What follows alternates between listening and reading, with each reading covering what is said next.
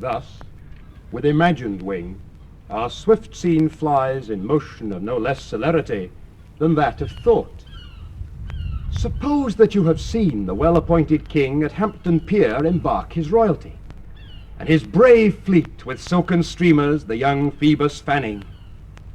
Play with your fancies, and in them behold upon the hempen tackle ship boys climbing. Hear the shrill whistle which doth order give to sounds confused. Behold the threaden sails, borne with the invisible and creeping wind, draw the huge bottoms through the furrowed sea, breasting the lofty surge. Oh, do but think you stand upon the rivage and behold a city on the inconstant billows dancing. For so appears this fleet majestical, holding due course to our fleur. Follow, follow, grapple your minds to sternage of this navy, and leave your England as dead midnight still, guarded with grandsires, babies, and old women, either past or not arrived to pith and puissance. For who is he whose chin is but enriched with one appearing hair, that will not follow these culled and choice-drawn cavaliers to France? Work, work your thoughts, and therein see a siege. Behold the ordnance on their carriages, with fatal mouths gaping on girded Harfleur. Suppose the ambassador from the French comes back, tells Harry that the king doth offer him Catherine his daughter, and with her to dowry some petty and unprofitable dukedoms. The offer likes not, and the nimble gunner with linstock now the devilish cannon touches, and down goes all before them. Still be kind, and eke out our performance with your mind.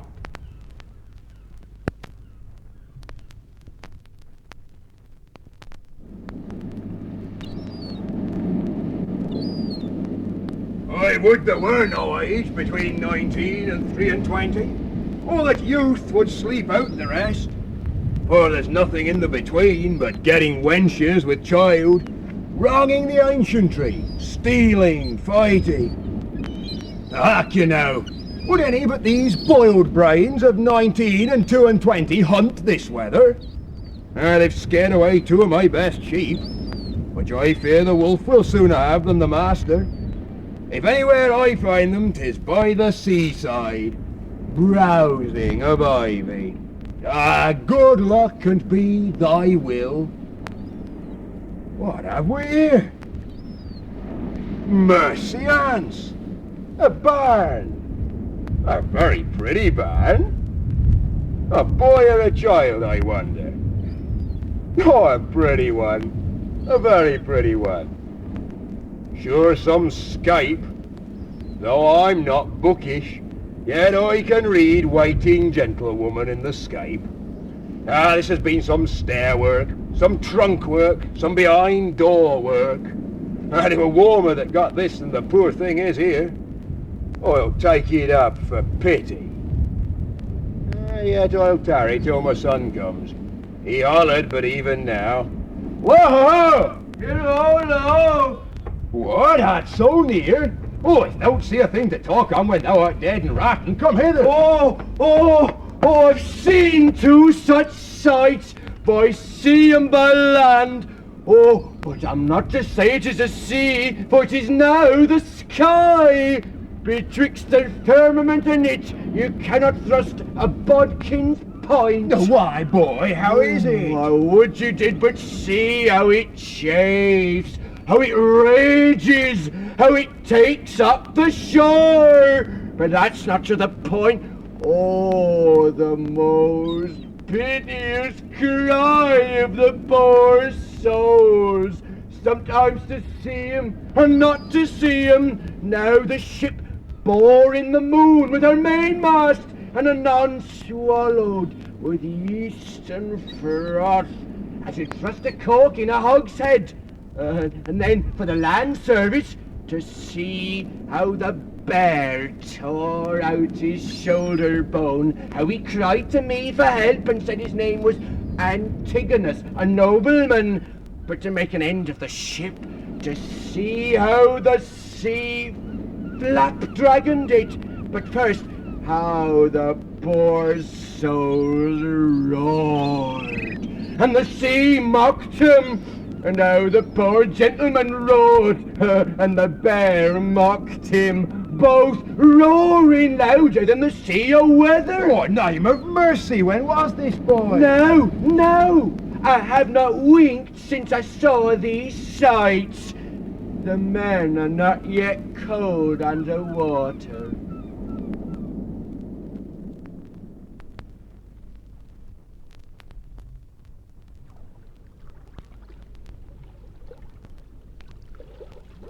Full fathom 5 thy father lies, of his bones are coronate, those are pearls that were his eyes, nothing of him that doth fade, but doth suffer a sea change into something rich and strange.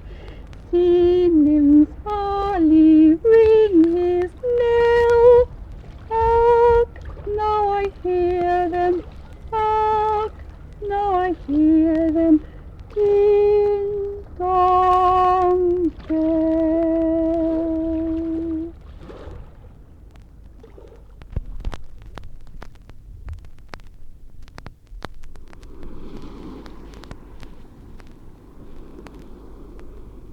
The master, the swallow, the boatswain, and I, the gunner and his mate, loved Meg and Marian and Marjorie, but none of us cared for Kate, for she had a tongue with a tang, would cry to a sailor, go hang. She loved not the savour of tan or of fish, yet a tailor might scratch her where'er she did itch. Then to sea, boys, and let her go hang.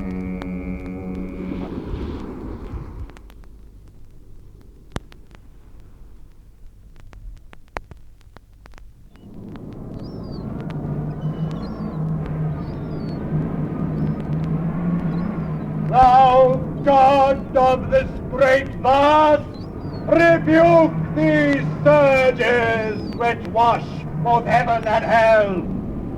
And thou that hast upon the winds command, bind them in brass, having called them from the deep. Oh, still thy deafening, dreadful thunders, gently quench thy nimble, sulphurous flashes. Oh, I got it out, that's my queen. Thou stormest venomously. Wilt thou spit all thyself? The seaman's whistle is as a whisper in the ears of death unheard. Right, Corridor! See that, O divinest patroness, and midwife gentle to those that cry by night, convey thy deity aboard our dancing boat. Make swift the pangs of my queen's travails. Now, Lyconica. Oh, here is a thing too young for such a place, who if it had conceit would die as I am like to do. Take in your arms this piece of your dead queen. How, Lyconica? Patience, good sir, do not assist the storm. Here is all that is left living of your queen, our little daughter. Oh, you God! Why do you make us love your goodly gifts and snatch them straight away? How mild be thy life, for a more blusterous earth had never made. Thou hast us chiding a nativity as fire, air, water, earth, and heaven can make, to herald thee from the womb. That's the in there! But sea room on the brine and cloudy billow kiss the moon, I care not. Sir, your queen must overboard. The sea works high, the wind is loud, and will not lie till the ship be cleared of the dead. Here she lies, sir.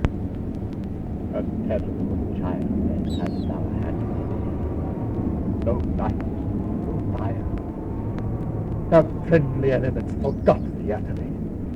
Nor have I time to give thee hallow to thy grave, straight must cast thee, scarcely coffined in the ooze, where for a monument upon thy bones and thy remaining lamps, belching whale and humming water must o'erwhelm thy corpse, lying with simple shells.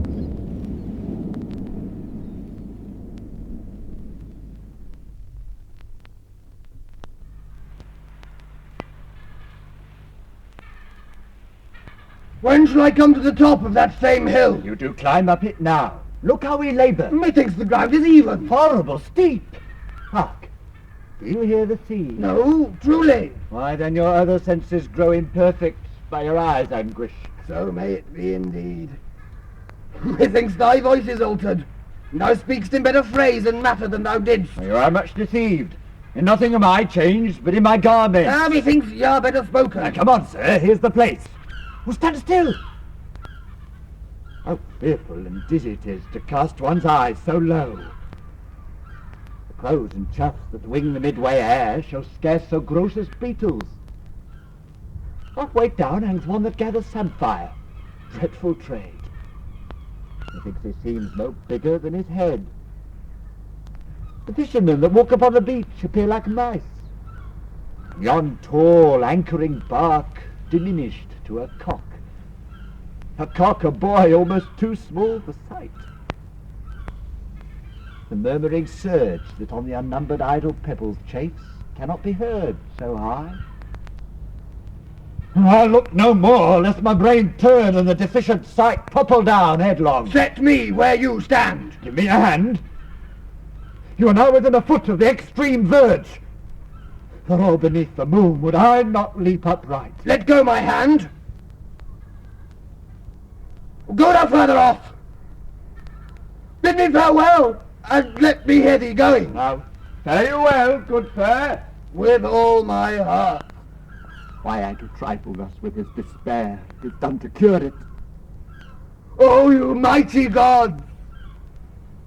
This world I do renounce, and in your sight shake patiently my great affliction off. If I could bear it longer, and not fall to quarrel with your great opposeless wills, my snuff and loathed part of nature should burn itself out. If Edgar lived, oh bless him. Now, fellow, fare thee well!